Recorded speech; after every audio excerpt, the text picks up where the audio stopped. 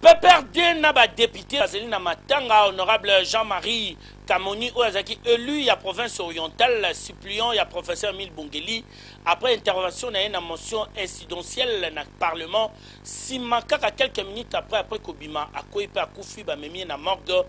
détail nyo sobozango na édition ezali ko ya boye bakena na komi na bumbu mire kweli bandimiko kamwa nyonso na kati journal oyo population ya quartier Kauka bakendaki ko telemela bandiko snel ya matonge pona kolelela bango na likambo ya courant molile le kitro ba dossier wana nyonso boko yeba yango na kati ya journal oyo ministre ya coopération régionale Raymond Chibanda ayambaki lobby délégation ya ba chroniqueur oyo bayaki kobeta lisolo ya préparation ya francophonie pena lisolo ya nuit africaine oyo sengeli sama na mikili ya poto liboso na bango Zakayo Babasi wazaki wana bolanda reportage oyo.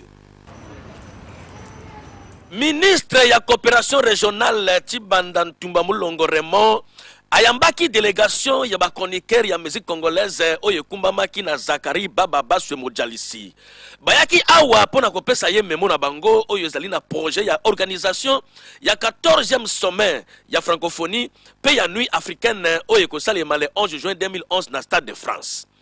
Boye bakena kati ya projet oyo ba chroniqueur de musique bazali penza ko s'impliquer makasi pona ko organiser festival de musique nationale oyo ekosangisa artiste musicien traditionnel congolais, c'est-à-dire ba oyo ba beta ka musique ba koko penza pe na plan sous-régional festival ango ekoyama ba artiste musicien ya musique typique oyo ba ko uta na ba pays membre ya francophonie bongo na oyo tali masolo ya événement monene ya nuit africaine ya le 11 juin 2011 na Stade de France et sika Zakari Baba Baswe Mojalisi akokumbela masolo lokola présentateur avec un impact d'idéologie ba chroniqueur de musique congolaise lokola motomoko ba senga ki na ministre ya coopération régionale ke asunga bango mpo ete bakenda ebele na France pona ko soutenir ba artiste musicien congolais oyo bakobeta kuna lokola Werason Fali Ipupa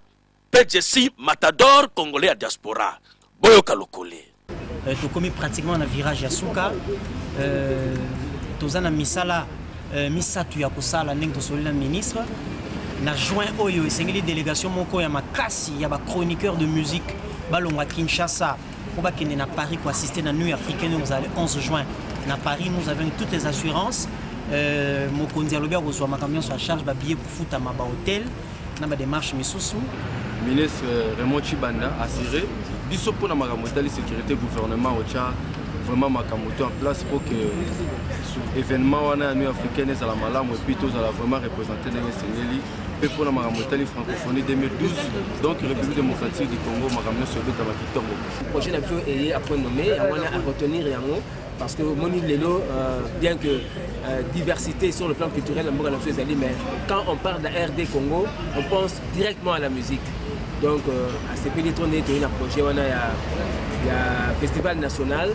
un festival régional, dans le cadre de sommet en francophonie. Donc, on va insérer un programme. Ndeko ya Congo, ya esengwezali ete ministre Chibanda Ntumba Mulongo Raymond, un bon responsable pena bolingo ya mboka. Andimaki projet ba chroniqueur de musique congolaise parce que alobaki ke akoti ya poids pour te nyonso ele kamalamu awa ko chef de l'état Joseph Kabila Kabange fils de la paix azali décidé peut déterminer ya ko faire réussir 14e sommet ya francophonie oyo avec impact na idéologie.